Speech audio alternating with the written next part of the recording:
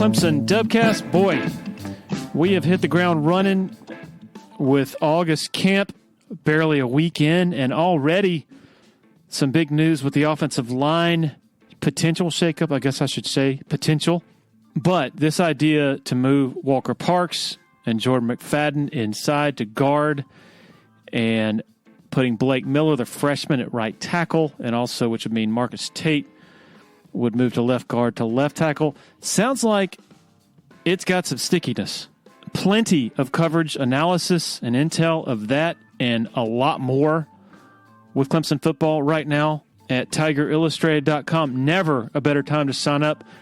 Always love getting together with Paul Strelo to tag team August camp for about 3 weeks. It's a lot of work, but it's a lot of fun. My good friends Blake Smith and Brooke Archenhold have been part of the podcast since the beginning, way back in August of 2018. They have an accomplished team of personal injury attorneys at Parham, Smith, and Archenhold based in Greenville. They are Clemson people, and their skillful attorneys have decades of experience in complicated litigation matters, taking a special interest in medical malpractice, nursing home abuse, and neglect, car accident cases that have left the individuals involved in serious trouble. For a free consultation at Parham, Smith, and Archenhold, call 864-990-4581 or online at parhamlaw.com. That's PARHAM law.com. Solero Communications, formerly known as Tandem Payment, is a full-service integrated electronic payments provider powered by leading-edge technology. Solero provides a wide array of merchant solutions, simplified payments. They make onboarding, taking payments, maintaining risk management and compliance, and getting support quick and easy. At Solero, they're all about helping you achieve sustainable growth as a business. Taking payments isn't the only thing your business needs. With Solero's solutions, you can manage inventory, sell products and services via social media,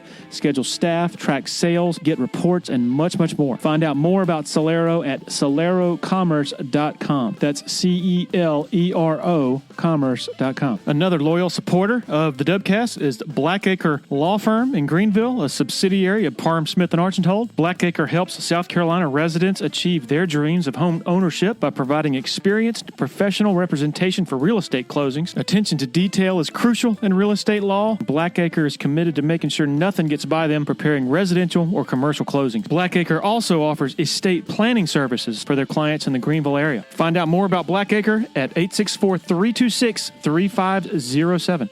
Okay, this is long overdue.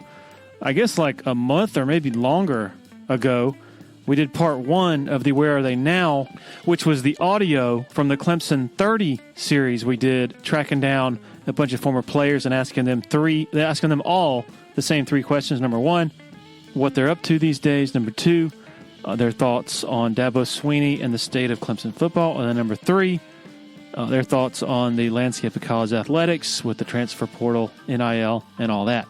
So today, finally, and sorry, we got hung up with some other guests over the last month or so. Matt Bockhorst, Jim Stuckey, Willy Korn, Landon Walker, Dustin Fry, Levon Kirkland, Robert Carswell, and Woody Dantzler. Great stuff here. We'll start with old Matt Bockhorst. Enjoy. Yeah, so obviously kind of the conclusion of my football career was rather abrupt, as many people know, and kind of when that happened, when the injury happened, it was very clear to me that was going to be the end of the road for me, just given the history of injuries that I've spoken about at length many times. But at the same time, I really knew all along that whenever football ended, I would go into wealth management. And that became very convicted in that sentiment after doing an internship with Paul Journey that was with Merrill Lynch. And, I really just felt like it was a great career for me, and it matched up well with my personality and my abilities, and it's just something that I'm really passionate about. And so following the injury, my timeline then became very, very defined. And so I had several connections with Merrill Lynch, but ultimately I was introduced to a gentleman by the name of Joe Schofield, who went to Clemson. He's been in the Greenville area for essentially his entire life, and he's done exceptionally well in wealth management. And his company, which was formerly CDA Group, was acquired by Beacon Point, who I now work for, and obviously he as well. So Bill Spires was vouched on my behalf, and among others. And so really just kind of getting connected with Joe, I think we hit it off very well early on, and really just, his desire and willingness to let me kind of come in and be in a producing role early on is not an opportunity that a lot of people get. So now kind of here we are. I'm still finishing my MBA this summer, and that's something that I really appreciated Clemson being willing to let me see that through. But concurrently, I've also been working full-time for Beacon Point in Greenville. But also, we have an office down on Isle of Palms, which is actually where I am right now. And that office is now my office, and I'll be moving to Charleston full-time at the beginning of June. So until that point, I am kind of back and forth, hitting the road a lot, but it's been great. And like I said, just to be able to come in and be in that client-facing role and be able to take advantage of my relationships at such a young age is definitely a rare opportunity, and I'm very thankful that I have the ability to do that, and also have a guy like Joe, who has been very successful and been in the business for a long time, having his expertise and track record and reputation on my side really allows me to come to the table with the many great relationships that I have, and what people know about me as a person, but also having the benefit of somebody with that kind of experience in on those conversations. So really, the peace of mind is there, and people aren't working solely with somebody who has little experience from a time perspective. So that's been exciting, and that kind of, I know, frames or leads us into the NIL conversation. So I don't know what the next question is, but that's kind of where I'm at now. I'm really excited, and also just excited to be able to be involved with Clemson in a different way. So I've also started, and in my position, I'm on the board, the advisory board for the Department of Management, and actually had a speaking engagement this past Friday at the business school for that. So getting involved there, and also looking to have involvement. It's kind of in the works as far as what it's going to look like, but with the Tiger Impact stuff as well. Obviously, I'm fresh off being directly in the program, and but being around spring practice in the springtime, I think there's a sense of being reinvigorated around the program, and obviously we've seen a very large amount of turnover in the past year following last season, and a lot of people that are exceptional coaches and players and have kind of moved on to whatever their next step is. And so now we've got some new faces, obviously both coordinators and multiple other position coaches who are now in a different role. So I think it's exciting. I think that I was very pleased, in particular, watching Coach Austin and just what he was doing with the offensive line and the individual portions of practice. And I thought that group collectively looked very good in the spring, and I think that you've seen some of those younger guys take those steps that they need to be taking when they get into their second, third, and fourth years. So I was very happy about that, and I think that for what was for a lot of people last year a somewhat disappointing season, I think that there's still a lot of good, and I know that we're held to an extremely high standard at Clemson. From a wins and loss perspective, and where we all expect to be at the end of the season. And so that's why, even though we had a 10-win season and, fought through a lot of adversity to get to that point, we all have our sights set on things much bigger and things that we're ultimately accustomed to achieving. So, I think that obviously there's a lot of ownership that needs to happen from the players within, and I think about guys like KJ Henry and Jordan McFadden, that group of guys who is now kind of taking the reins as the older players within the program, and it's really their job to make sure that the culture of what has made Clemson over the past 15 or so years continues to be the case. So I'm very excited for this season, and I think that we've got a lot of promising young guys as well. So, it won't be long now, but I have to say I'm not too envious of those guys when July and August roll around and they're right in the middle of fall camp. I don't think I'm going to miss that all too much. So, generally speaking, with regard to the portal and NIL, I think that it is definitely much different around college football than the traditional landscape that we've all known for many, many years. And one of the things that I've always admired about Coach Sweeney and Clemson was their reluctance to go into the portal. And I think a lot of times teams would find themselves in a situation where they're trying to put a Band-Aid on a bullet wound. And also, just from a cultural perspective, there are challenges that arise when you bring in people into a culture, and they may or may not be a great fit for that culture. And so I think it's very commendable, the stance that Coach Sweeney has taken on the portal in the past. But also, I think it's important for everyone to recognize that he has been vocal about the fact that times are changing.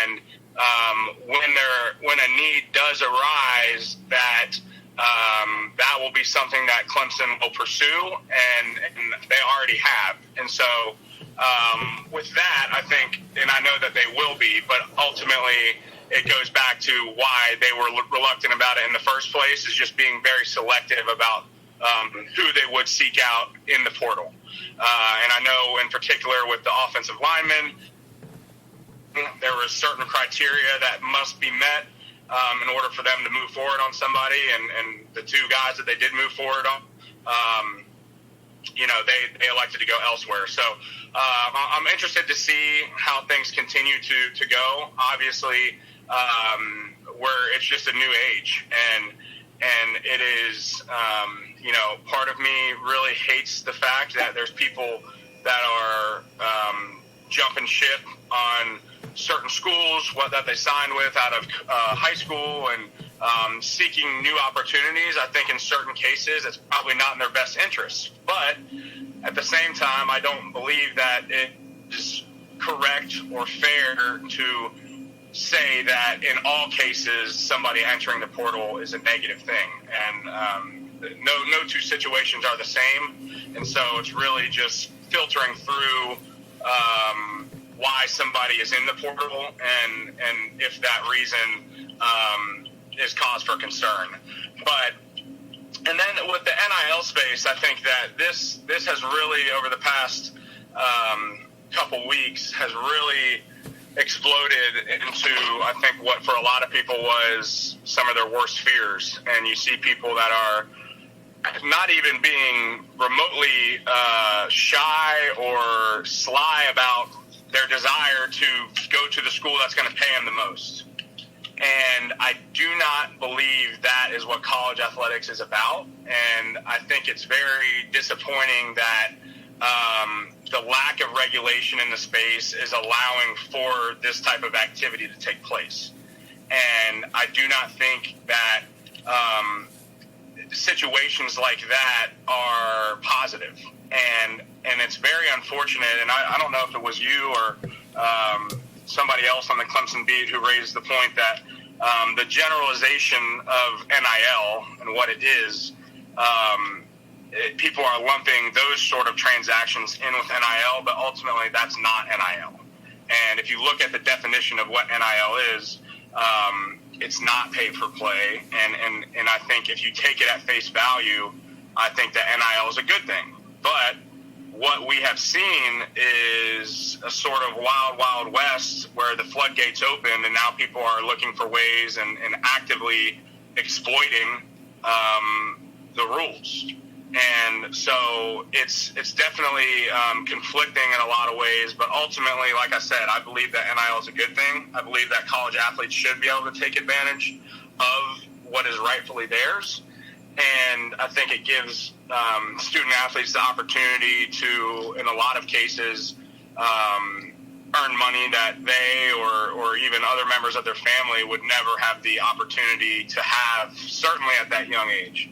And so with that being said, what my involvement thus far has been in the NIL space, a very close friend of mine who is also the quarterback at Penn State, he's coming back for his 6th year, is Sean Clifford. And he and I were very close friends in high school, like I said, developed a very close bond on recruiting trips and a lot of the other things we got to do together because we were highly recruited. And he, I think, is he's a special guy in a lot of ways. He's incredibly competitive. He's passionate. And I know that he wants to stand up for what's right as well. And that is something that says a lot about who he is as a person. But I think towards the end of 2021, he identified the need for marketing agencies to represent student athletes for these NIL deals that are not going to be predatory or are not going to be coming at them with ulterior motives. And I think in some cases you've seen, especially with certain agents who are all of a sudden now rebranding themselves as marketing agents, certainly not in all cases, but in certain cases, it does not seem like, they are necessarily acting in the best interests of their clients. And ultimately for them, it's a way to position themselves to land those clients for when they become professional players and represent them on the contract side of things, which I believe is an ethical gray area. And so Sean has created Limitless, which was launched recently, and they are representing the players, and Sean is really the figurehead, and he's driving the car as far as being extremely transparent and having everything they do be based in education. And so that's where we come in is the Limitless clients are directed towards myself and Beacon Point for investment advisory services, and they're not forced to sign with us. We're not operating for free, but what we are doing is that we are dropping our minimum account size to 0. And traditionally for Beacon Point, our minimum account size is $500,000. And so for us, we feel like we're adding tremendous value to these student athletes and allowing them to have access to true private wealth management services that also provide tax services for, essentially a very large discount when you look at what the traditional minimum fee would be versus what they are being charged. So we're really excited about that, and I feel like it's very valuable for all parties. And I know that my experience and the very small firsthand experience I had in the NIL space exists to give them just perspective and, trying to be a voice of guidance and reason and educating them on what having this excess wealth as an 18, 19, 20-year-old can mean long-term for their financial picture. So it's been really cool for me, and I've been very, very happy and excited with how much Beacon Point and the leadership at Beacon Point has really, allowed me to take this and run with it. And they're just as invested in it as I am, and they understand the value in it as well. And we take great pride in the fact that, we have almost 70 former student athletes within our company and a lot of people who are passionate about sports. So for us, it was a no-brainer, and we're really looking forward to being a part of Sean and his journey with Limitless and ultimately being an asset to the student athlete. As far as Clemson athletes, no. And we are now, as far as otherwise, yes, we are actively working with multiple student athletes right now. And that will continue to grow, and there will be conversations that will be had, absolutely. But We really want to grow it the right way and not just go after sheer numbers, and really work with people who are going to take advantage of everything that they have at their disposal and truly understand the value in what they're receiving and take heed to the advice. So obviously there's several of my former teammates who I think would be an excellent fit for Limitless, and those guys that I would love to work with. And, like I said, those conversations will be had at some point, but I think Limitless has some really exciting things coming down the pipeline as well, with some strategic partnerships. And I do not think it's out of the question that at some point Clemson will have some involvement, even as high as from an institutional standpoint. So I'm really excited about what's coming down the pipeline there. Like I said, I am really passionate about it, and I think, there's just a lot of opportunity here, and just for me to be, like I said, a resource and an asset to all of these student athletes, Clemson or otherwise, as they navigate just kind of this new era, if you will. There's a lot of challenges that go along with that, and there's a lot of responsibilities. So it's cool for me to still have that sort of involvement. Now to Jim Stuckey, defensive lineman at Clemson from 76 to 79. Yeah, I live in Charleston, South Carolina. I am single, and I sell real estate for Kiowa Island Real Estate. And for Kiowa Island Real Estate, now I'm entering my 29th year, just selling real estate here on the island, nowhere else. Yeah, so it's been great. Love living in Charleston. I believe our football program is, pardon me, on sound footing, and everything can be associated with that by what Dabo has done for the culture of Clemson football, for that family atmosphere that he brings, and the winning attitude, and it's you play the Clemson way. I mean, there's a way that he does things that I totally agree with, and that's a very successful way by what you see not only on the field but off the field as well. And he's not a Jekyll and Hyde guy. What you see is what you get. And if a young man cannot see that, then he's probably not right for our program. I think one of the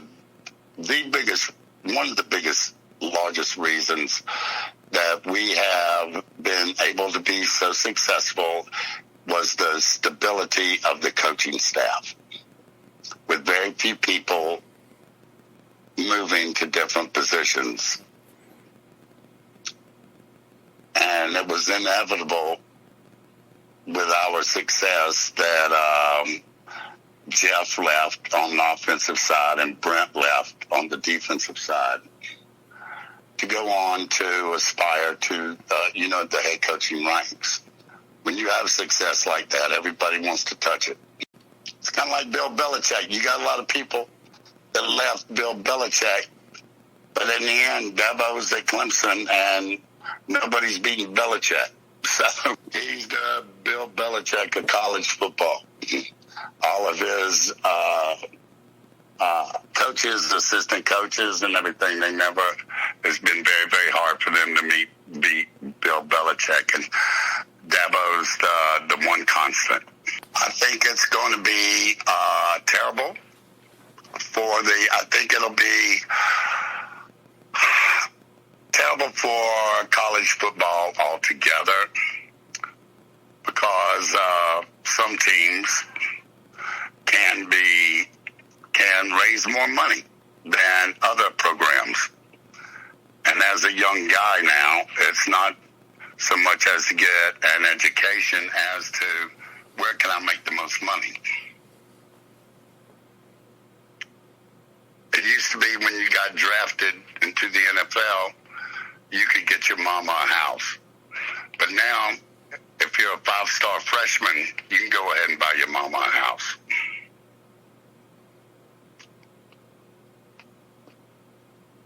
I think it'll be one. I think it will deter from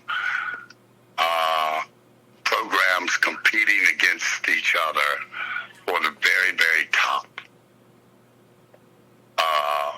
student athletes, where they don't look now what university is. It will be all about the money. And I don't think that's good. No, I think you got to use it. I think, you know, and I don't like that either. If a guy who doesn't get to play that much, he's a 4 or 5-star guy, and there's 4 or 5-star guys starting in front of him, and he gets ticked off, he just says, hell, I'm going, get in the portal. I don't like it. I don't like it. I'm not getting enough playing time. I'm out the door. So I think we have to use competitively, Clemson as competitively use the portal. And if there is a guy out there, let's go damn get him. I don't like the portal. I don't like that. You can get pissed off, or if you have an argument with the coach, say the hell with you. I'm getting in the portal. Yeah. Teaches people how to quit too soon. Quit on your teammates, quit on yourself, looking for that easy way out. That's my opinion. But I'm old school. Now for Willy Korn, who was at Clemson quarterback from 2008 to 2009. Yeah, so I am the quarterbacks coach at Coastal Carolina University. This will be my 6th season this fall at Coastal, which is crazy. Seems like I just got here, but and then myself and our running backs coach, New and Isaac, we split offensive coordinator duties, so we're both co-offensive coordinators. And so the reason I'm at Coastal is when I left Clemson, I had a brief summer vacation in Huntington, West Virginia at Marshall, and then just kidding, ended up in North Greenville, and so Coach Jamie Chadwell was the head coach I played for 2010, 2011 at North Greenville. So I played for him for those 2 years. Spent 1 year, 2012, just trying to get into coaching. Worked at a sports training facility off of Woodruff Road in Greenville called E1 Sports, and was training quarterbacks and receivers and just hoping to get my foot in the door, begin coaching. And then 2013 is when Coach Chadwell got the head coaching job at Charleston Southern, FCS school in Charleston, South Carolina, and we were there for 4 years. Now we've been at Coastal for 6 years, and married. My wife's name is Charlotte. She played volleyball at North Greenville, so that's how we kind of met. And we've got a daughter named Maggie who turned 1 in December, and we've got a baby boy on the way coming here in about in a month. So June 16th, our second child will be born. So our whole staff has been together really. I think 4 of our coaches were on that same original staff from North Greenville, so we're just a bunch of D2 guys enjoying coaching ball and loving the players, and been a fun ride going through kind of the coaching journey. I've had some good luck. First one was born December 21st at the end of the season, and then this one was born June 16th, right before you get a little bit of a summer break, you know. So we've got some good timing so far. None of them born during the season when you're trying to get ready for an opponent. Yeah, so it fills you with a lot of pride just to see what they've done, and just to watch it and pay close attention to it from afar. I always keep up with the program. I watch them whenever I can, and I mean, crap. A bunch of former teammates or position coaches, Tyler Grisham coaching receivers, Thomas Austin coaching offensive line. I mean, it's just so, and there's more than that. Obviously, DeAndre McDaniel, Cavell, Connor. There's so many guys that I played with that are there and a part of the program and making an impact. And it's just amazing just to see the consistency of the program, to see what they've done. I can remember I started going to Clemson games when I was in fourth grade. I remember we moved to Anderson, and I remember myself, my two younger brothers, and my dad, we'd be as high in the stadium as you can possibly sit, top corner, behind the home bench, and we'd have a plate of nachos in front of us, and win or lose, you're excited to go down and run on Death Valley as a 10-year-old kid, and just to envision yourself as being Rod Gardner and Mal Lawyer. Although I thought I was going to be a receiver, I realized that I wasn't capable of that. But when you look back on those times, going as a kid with just being a big fan, and then you continue going to games, and you have a dream of being a part of the team and being a part of the program, and having visions of winning a national championship when you're there, and then to see that come to fruition. I was at a coaches convention, I think it was in Nashville, the year that Deshaun won it in 2016, and it sounds probably corny, but I was almost like filled with tears watching that final touchdown pass to Hunter Renfrow, and so you get flooded with all those just great memories of going as a kid and being a part of the program as a player, just to see the continued success. You're just so happy for so many people. And really, when I look back, I've got just a thankful heart of just being a part of the program as a player, with Coach Sweeney as a head coach, and just, I didn't know I was going to become a coach at that point in my life, but now, I'm thankful to be a part of the program that he ran as a head coach, because, we try to, just like a lot of places, we try to emulate a lot of the things that Clemson has instilled within their program, within our own program at Coastal Carolina, where, we want to love our players, and we don't want it to be 4th and 1 every single day. We want it to be fun for them, and want them to enjoy the experience. And people probably don't see that. People probably see more of the videos and the celebrations and all that stuff. But there's a lot of accountability and discipline within our program, and it's modeled very similar to what Coach Sweeney has there. So I'm thankful that I was able to experience it as a player, and you're able to try and implement and share some of those things now in a different role as a coach.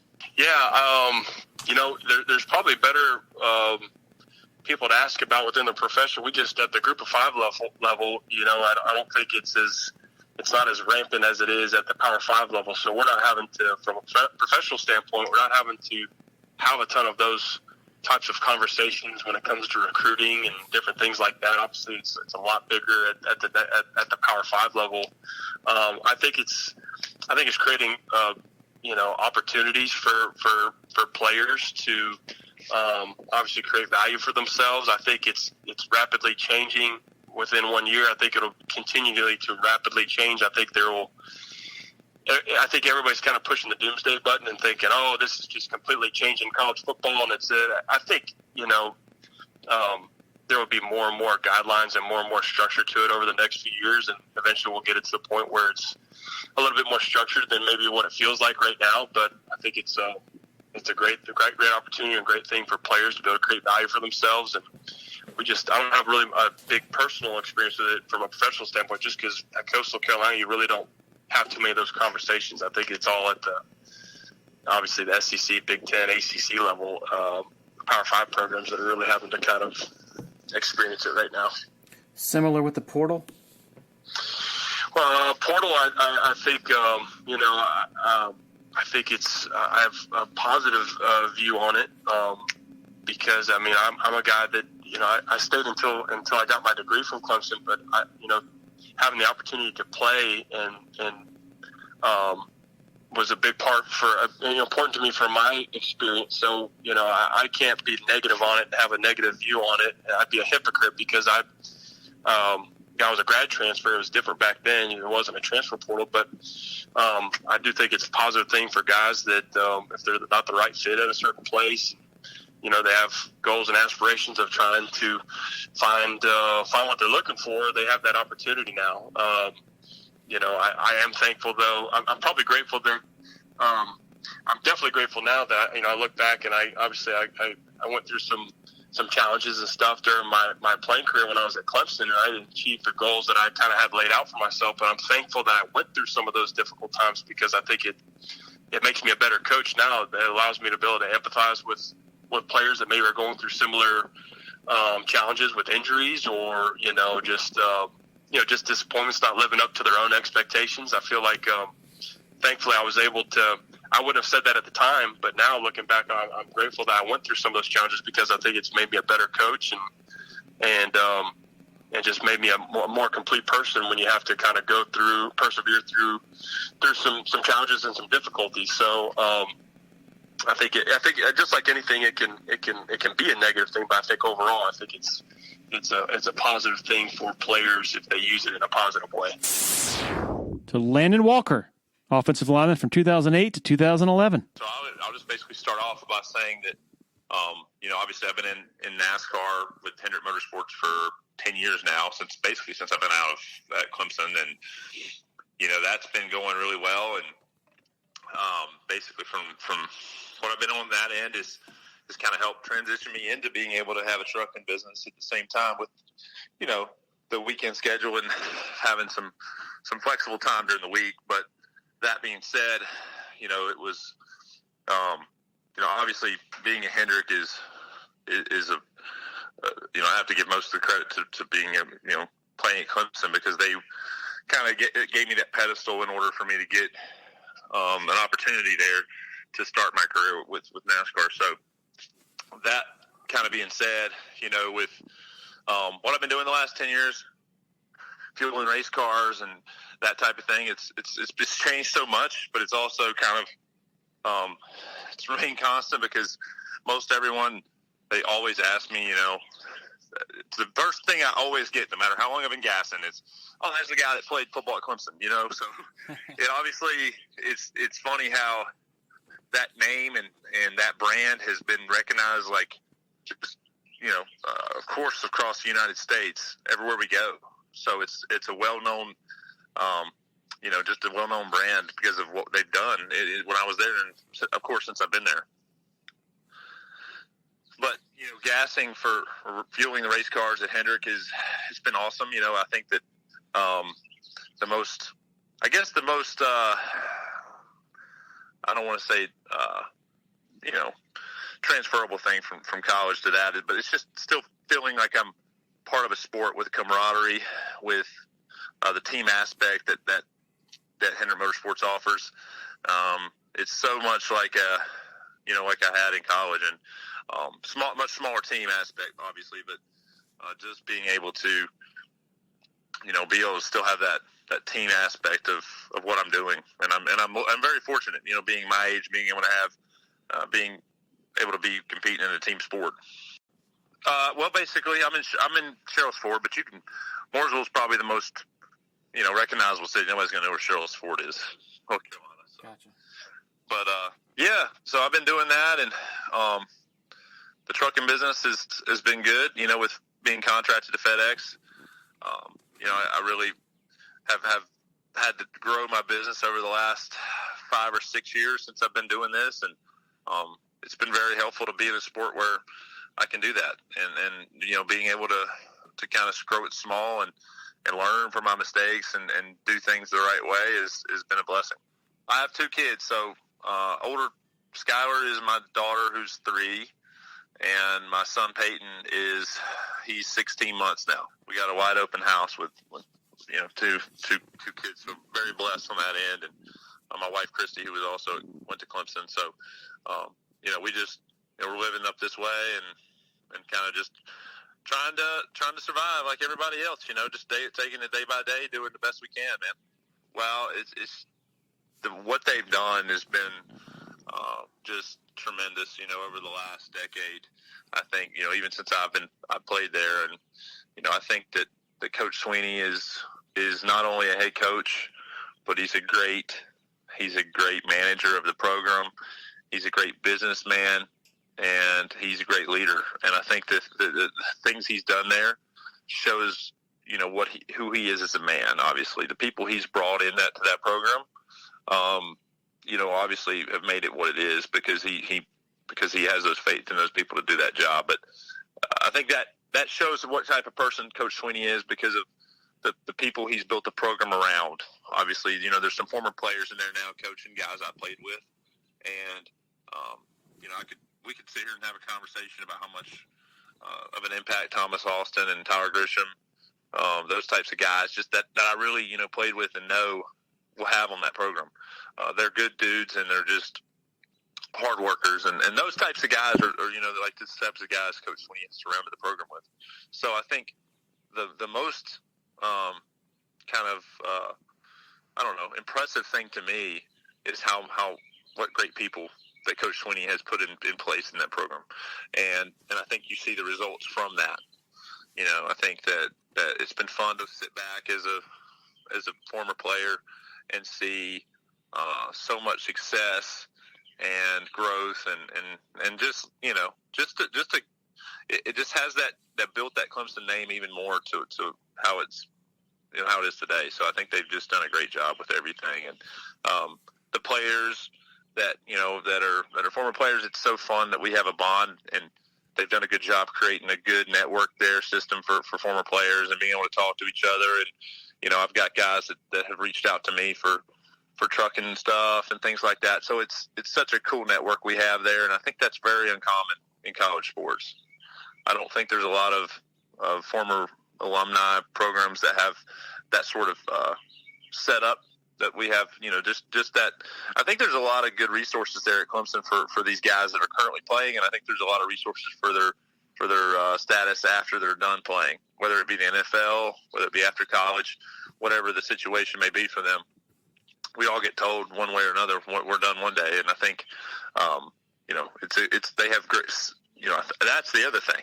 What the program has done off the field, in my opinion, is almost more impressive than the things they've done on the field, with the national championships and all the wins and the great success they've had on the field. I think it's just impressive. But like I said, I think he's reached way more goals off the field than I could ever imagine he would do. Well, I think the portal and the NIL has obviously changed football forever as we know it, and whether that be a good thing or a bad thing, I guess to be determined. There's no really, I don't think we've quite seen the results or the outcome from what the NIL deal will become, and I personally think that it could be a great thing, for players, and I think it could be something that if it's used in the right way, we could, like Clemson as a whole, could be better for it. But it definitely is something that I think it could be used in wrong ways. I think there's programs out there that are, I think they're not doing necessarily the right things with it. But I think it's a very volatile state, right? I think it's something that you really have to be careful with how it's operated by players, because I go back to when I was 18, and the ability to make money from your name at that age and being able to bring in some have some jersey sales or whatever the situation may be, have some booster donate money, because of I think that players need to be able to not only obviously use a recruiting source, but also use it, like once you're there, that money needs to be these guys need to be helped to manage their money. I think it's a tough situation. I think if you gave me I was 18, gave me that type of money, it'd been very tough for me to know what to do with that type of money at that age. So not only I think it's important for these guys to receive the money, but I think it's very important for them to understand how they can invest it, or how they can maybe use it to their advantage for when they do get out of college. They have a cushion so they can have some time to figure out what they want to do. So I think there's a lot of great things about it, and I think it can be a great thing. And more on the NIL, and I think we're more on the transfer portal. I'll be honest, I don't love the transfer portal, but I don't want to come off as if I don't think it can be a good thing for players that really need the transfer portal. I think there's guys that they work really hard and they deserve an opportunity to play, and that may not happen at a Clemson University. It may not happen at an Alabama. So I think for those guys to have a chance to play, I think the transfer portal is a great thing. So many guys now that are in that program that these players can use and say, hey, is this something I should look into? And maybe they'll get the honest answer of maybe yes or no. So, like I said, it's very, very volatile opportunity for players, but I think it's used in the right way. I think it can be very, very helpful. If you're in the Eastern Midlands and PD area and you're in any way interested in buying and selling a home, commercial property, land, need to consider reaching out to Uptown Realty. They're based out of Sumter and run by a friend of mine, Patrick Enzer, big Clemson guy, used to cover the Tigers in a newspaper capacity, longtime supporter of Tiger Illustrated, longtime listener to the Dubcast. The home buying process should be an enjoyable experience, so let Patrick and his staff do all the heavy lifting. All you got to do is pick up the phone and call 803-774-0435 or go to uptownrealtysc.com. Want to share a quick word about Founders Federal Credit Union? If you've been to a sporting event in Clemson, you've probably heard about Founders already. They are the official credit union partner of the Clemson Tigers. In addition to that, all Clemson faculty, staff, and students are eligible for membership as well as ITTE members. Matt Gross is a proud Clemson alum and the vice president for the Clemson market for Founders Federal Credit Union. Matt's office is located beside the Walmart Neighborhood Market on Old Greenville Highway in Clemson. For more information, go to foundersfcu.com. When you're ready for a complete renovation in your home or business, open the door to more with Harris Home and Harris Commercial. Their local experienced team will totally transform any room space, from beautiful floor coverings to construction to finished details. Harris handles every step of your renovation process, whether it's a kitchen or living room or an industrial or educational setting, like some of the positively stunning work they've done at Clemson University. Go to discoverharris.com and experience a total renovation transformation from Harris Home and Harris Commercial. To Dustin Fry, offensive lineman from 03 to 06. Yeah, I mean, so really, when we got finished in Arkansas, when we got fired in Arkansas, and then kind of COVID hit, I haven't coached, since Arkansas, and I just kind of now getting back into it this year. I'm actually volunteering at Polk County High School, so that's actually where I'm heading right now to go talk a little offense. But, when COVID hit, I and obviously getting fired at Arkansas has kind of been a crazy 2 years. And, kind of going from what we went through at Arkansas, and just kind of got a little burnt out by it. And never was the whole plan to be out for 2 years, but it kind of was one of those things that just happened. And so yeah, I've been, really just kind of enjoying the family and have two boys now. My oldest is autistic, and so that's one of the reasons why we've kind of ended up kind of staying put and staying in Tryon.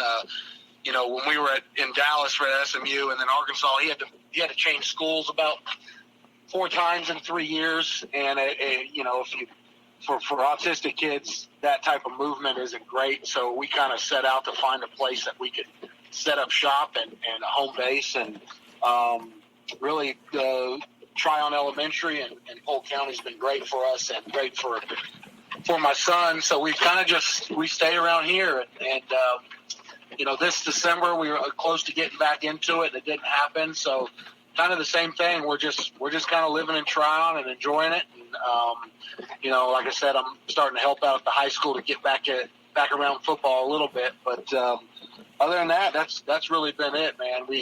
We had those good runs at SMU, and then, obviously Arkansas didn't happen like we wanted it to. And so that's kind of where I'm at today. Yeah, in college, yeah. There was a couple opportunities.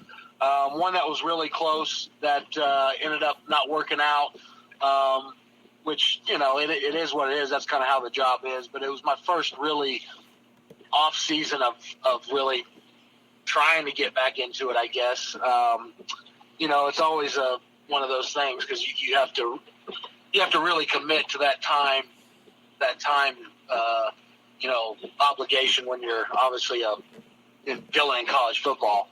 And so that didn't work out, and so I've just to stay in it, I've started with these guys at Polk County, which has been a lot of fun, and kind of getting back around guys, kids that are need teaching from the ground up, and not having to deal with recruiting and all the other. You can kind of just coach football and teach kids and mentor kids and not have to deal with some of that stuff in college that you have to deal with. But that's kind of where I'm at right now. Yeah, I mean, it's been kind of unbelievable the way they've, when I played, we always dreamed to be a 10-win team, and that was always our goal. And so when you have the run they've had, and then you have a supposedly down year, and you still go 10-3, I think probably more of the same is ahead, as in they're going to keep winning and keep working. And I feel like years like that, when you've had a good run, years like that are needed a little bit to kind of reinvigorate you and kind of maybe do some things differently or just kind of get your juices going again, because it's really easy when you win all the time, and not to become complacent, but just to be like, well, this is what we do.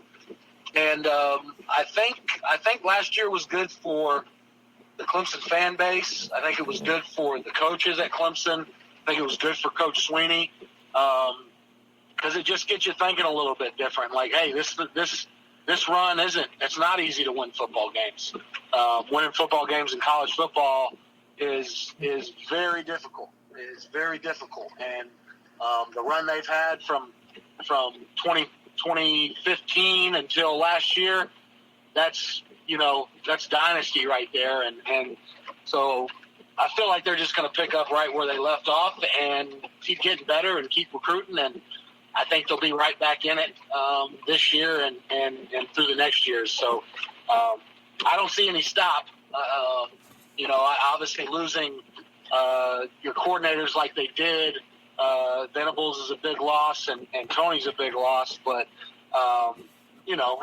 Coach Sweeney, he always has a plan in mind, and I'm sure he's got it right where he wants it. So, it's been fun to watch as a alumnus and a fan.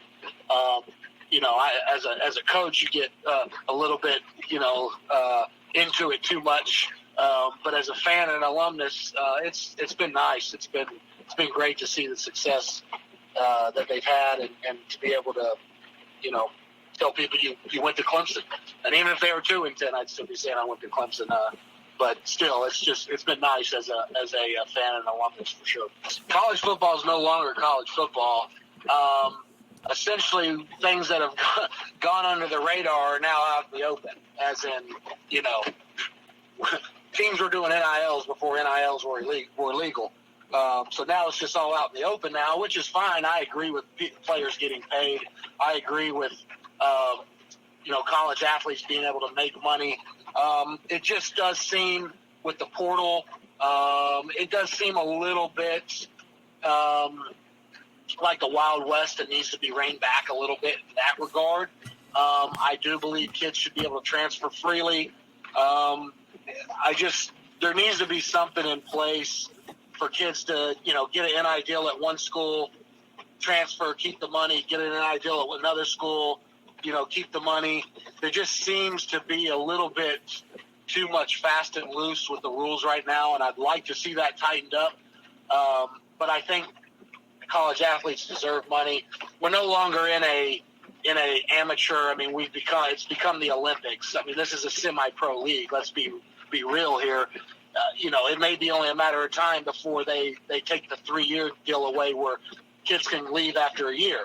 Now, in the NFL, I don't think necessarily too many kids are going to be ready after a year in college, but, it's kind of all that's moving into the players' hands, and the NCAA's lost its grip, and I think they're going to keep losing their grip. I just see this thing is now it's going to be hard to stop it. But some of that I would like to see reined in just a little bit, or a little bit maybe more regulation on it. Not to have too much oversight, but maybe just a little bit more regulation with the transfer portal and maybe some of the NIL deals and with the transferring. But I don't know, man. It's weird. It's definitely a weird time for college football. It's an exciting time for college football, but it's lost its purity. I would say that it's no longer what it once was. And I probably see in the next maybe 5 years there being a super league, and then probably the NCAA maybe oversee like the group of 5 and the smaller schools. But I see the big Power 5 schools breaking away from the NCAA and kind of running the show on their own with commissioners and things. I just don't see the NCAA having any more power. It's kind of seeing what they are and how they're, weak-handed in a lot of things and really shouldn't have the power they should have. So that's kind of where I see it going. I still think college football is going to be quality. I still think it's going to be good. I just think it's going to be a little bit more, you're going to see more. It's going to be tough for smaller schools just because you're going to get paid by. You're going to lose kids to NIL deals from other schools. So it's always been the haves and have-nots, but this is just going to make it even more. Unless you have a really good booster program. I was talking to one of my guys one of my guys I coached with. He's a head coach at a school in Texas, and he had a kid all the way committed for like 3-4 months. Night before signing day, another school in the same state offered him $50K in NIL, and he left and committed to the. So when you have a school and you're kind of, recruiting is important and having good recruiting coaches is important, but you're now getting to the point where, man, you're going to invest all this time in these kids, and then a school's going to come in with a check at the last minute and steal them. So there's going to have to be a strategy shift. There's going to have to be some type of way of getting these kids signed maybe earlier so they can't do that to you. I don't know, man, but that's tough for a school like that to recruit a kid that long and then get paid off. That used to happen, but it was always a bag man under the table somewhere, and you didn't know about it. And you're just like, oh, he committed at the last minute. I wonder how that happened. But now it's out in the open, and we'll see how the recruiting atmosphere changes with that. The strategy in recruiting changes with that. To the legendary Levon Kirkland, linebacker from 88 to 91. Well, I'm back home in South Carolina. I live in West Columbia, actually. And I am with the South Carolina Football Hall of Fame as their Vice President of Development. And matter of fact, we're having our Bridge Builders Excellence Award tomorrow night, and then we're going to have our Hall of Fame ceremony on Friday night. And so I'm going back to I'm getting my master's degree in psychology. I am also hosting a couple podcasts. Hopefully, I can do a radio show one day. But that's it. Being a father and getting older and wiser. Oh, I think the football program is. It is golden ages.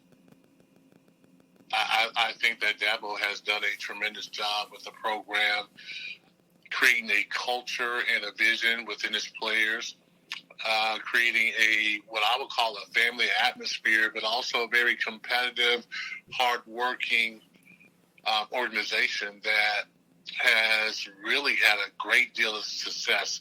When they initially hired him, I wouldn't imagine the success, but he seems to have a vision about where he wants Clemson to go in. I think that the team will continue to have tremendous success. I think there's another national championship along the horizon. So it's been really good. It's been a pleasure to watch. I thought that we did have some really good success when I was there at Clemson, but nothing to this magnitude. And it's a beautiful thing. I would be one of the first to say that I wanted them to hire Dabo Swinney before anybody wanted them to hire him. I actually, when he was the interim coach, I went to his office on Thanksgiving. We talked about me joining the staff in some kind of capacity. And he gave me his vision of what he thought Clemson should be. And I thought, like, man, I hope they hire him. I really do. And when they did, man, I thought it was a good thing. And I thought he was going to be successful because I seen what, the forethought that he had about what Clemson could possibly be. So I would be one of the first ones to say I wanted them to hire him. It was just how he wanted to present Clemson, the branding and marketing of Clemson University, and what they would mean to a young man that comes to that school. And also, he envisioned having championships. And a lot of times, you got to live by faith and not by sight. And I'm sure a lot of people didn't see that, but sometimes you got to live by faith and not by sight. So he did that, and that was the thing that really, really resonated with me, that he saw Clemson like we see Clemson now. Wow, I think football's in an uncertain state, to be honest with you. It was, in one way, it had a routine, but I think now it's uncertain. With it, like we said, with the transfer portal, the NIL, I think it's difficult to know where we're going. I feel like college football is really in some murky waters. And everything's not clear. There's no real clear path to the transfer portal or the NIL. And I think that there's got to be a lot of education about it, not just to the college kids that get, who are involved more so, but I think that, for the up-and-coming high school kids who are going to be involved, there's a lot more to it than just with the NIL getting money and with the transfer portal just going to another school. There's a lot more to it. Every situation is different. And I would say when some of these contracts were up with the ACC and the SEC, you kind of wonder, will there be a division between, will schools start going elsewhere, go out their own or step outside the NCAA? I think it could possibly happen. I think they're beneficial, and then I also think there's a part about it that is confusing. Yeah. I think that we're in the midst of the confusion. We don't quite know exactly what it's all about. I mean, I think kids are going into the transfer portal a little uninformed. I think the NIL has a lot more variables than, hey, here's a deal for you and you can make some money. I think it has a lot more, as I said before, a lot more steps, a lot of things that we must learn about it, that we got to catch up to the actions that are happening. I don't think we quite caught up. I don't think ADs or the NCAA know exactly what's, all the issues and all the variables. So in one way, I think it's a good thing that players can make money off their name and image, but then it can be out of control when you're giving an 18-year-old hundreds of thousands of dollars, or at some point maybe it'll get to $1 million. I mean, wow. And then the transfer portal, you see it work out for one kid, but then there's probably 100 kids that it doesn't work out for. Now these kids may be stranded in the transfer portal, and they don't have a place to go. So now a guy who might have had a scholarship somewhere is in a portal, and now he may not be able to finish his education free of charge. So I think it's good and bad, to be honest with you. To Robert Carswell, defensive back from 97 to 2000. Yes, sir. Yeah, I'm assistant principal at Joseph Kills Elementary. This is my second year as an assistant principal, and I'm currently enrolled at Wingate University to get my doctorate. So I started my dissertation in August. Kind of made a total transformation. Educational leadership, so I'm aspiring to be a superintendent. The next just to get that doctorate in educational leadership, and then start exploring my options. Really, I'm gonna do one more year as an assistant principal, and then I'm gonna put my name in the hat to become a principal, and then just take the necessary steps to become a superintendent. This is my 7th year. Yep. So I taught 2nd grade. Spent 3 years out in Fairfield County, and then came and taught 2 years in Richland too. And now this is my 2nd year as an assistant principal. Yeah, living in Columbia, man. And so I'm that Clemson guy for everybody down here, and I'm holding the fort down. So, it was rough those years. We weren't, when South Carolina was winning. I think they had about 5 in a row or so. It got pretty bad down here, but I definitely appreciate Coach Sweeney and the guys turning the tables. So, I go to school, I got my jersey on, and I wear my hat and my bowl ring, and put my helmet on and walk through the halls so they know what my allegiance is down here. And I got an old wrestling championship belt that I put on every time and walk through the halls after the game. It's just a real championship belt.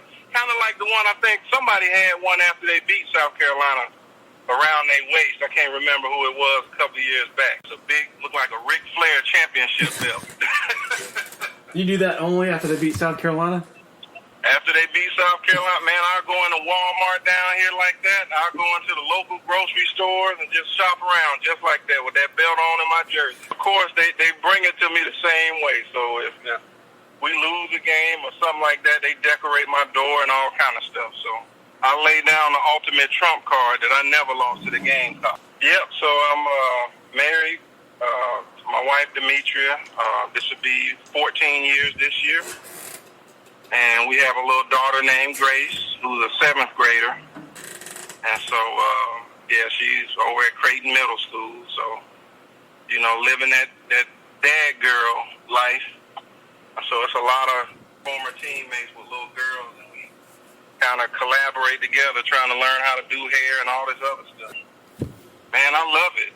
When Coach Sweeney took over, man, I supported him, and I love that he's taken the program to new heights. Not only has he taken it to new heights, but he's sustained it, and he's done it the right way. You look at him, he's graduating our players. Our guys are going on to be productive in the NFL, and the guys that's not making it to the NFL, they're going on to be productive because of some of the programs that he put in place. Some of the programs to help them make that transition from football to life. And so I really applaud him and commend him on those. And I'm going to tell you something about Coach Sweeney, man. The way he links the current program with the past players. I mean, I got a video of my daughter walking in the national championship parade, getting a chance, my daughter and my wife, to walk down the hill into Death Valley. And you couldn't tell my daughter at the time, I think she was 8 or 7, but she thought that championship parade was all about her.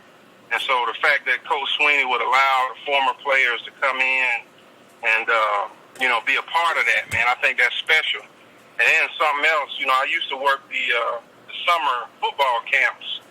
And so I knew Coach Sweeney, but I didn't know him. And so I got a chance to kind of talk to him. And he kind of, like you asked me, was I married? Just kind of my personal life. And I told him I was a teacher at the time and aspiring to be a principal. And, he told him about my daughter, Grace. And, man, it was probably 3 or 4 years later, I had, seen Coach Sweeney to the point where we could talk. And some of the first things he asked me was, how's Grace doing? How's, Demetria? How's your pathway to become a principal? And I just think that that's amazing for him to be able to make those connections where, that's special. I have a hard time remembering what I ate for breakfast, but for him to remember something about me, 3 or so years later, I just thought that was real special. Yeah, I'm kind of 50-50 on all that change. I'm kind of old school. You get in and you kind of fight for your position, and you get coached hard. You don't necessarily transfer like that, but I can see where there's a benefit as well. I look at some former Clemson guys. You look at Ches Maluzzi. I know he got hurt there toward the end, but he was a guy that, played sparingly, and then he transfers to Wisconsin, and he was putting up some pretty big numbers, and then you look, I think his name was Zariq Cooper. He was another guy that played sparingly, and then, he transferred to, what was it, Jacksonville State or something like that? Yeah, so, he's putting up pretty good numbers down there, but I guess where I kind of cringe is when you see guys team hopping. They go somewhere and they don't play here, then they transfer somewhere else, and they transfer somewhere else. I think they miss out on that camaraderie where when we go back up to Clemson, we got stories where we get a chance to sit down and we don't talk about the scores, we don't talk about the games, we talk about the different stories that happen on the team bus or on the airplane or that happen in study hall. And so, I think sometimes guys can miss out on that with the transfer portal. But as far as that NIL stuff, I'm kind of mixed on that as well. I think it's great that guys can come in and kind of make some money off their name and their likeness. But I just want them to stay focused on, school. Remember that they're a student athlete, so focus on school, focus on football and family and all of that stuff. And then that NIL kind of comes third. But there's some guys who don't get a chance to play professional football, and they come out of the game when they're done playing with the same bumps and bruises and soreness that guys that get when they go to play pro. But it'll be nice for them to kind of walk away with a nice jump start in life. If they're able to secure some money during college to kind of help out their families and kind of them out as a jump start in life, I think that's great. But again, I just want guys to stay focused on keep the main. I heard Coach Sweeney say, keep the main thing the main thing. And I think the main thing is student athlete and taking care of business on the field and in the classroom. And last but not least, the great Woody Dantzler, QB 98 to 2001. So I am still in the upstate South Carolina, hanging out there, and I'm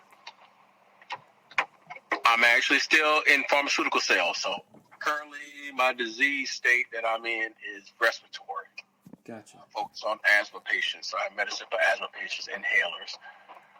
And on top of that, I am currently in school getting my master's in biblical studies. I'm going to Anderson University.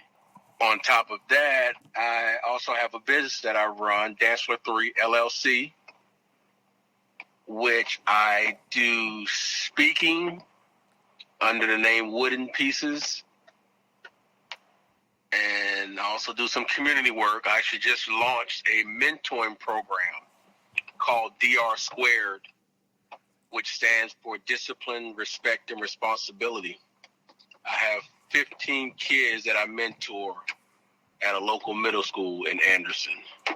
So, and that's been going really well. I actually planning some activities for them now. What else? Work with this group.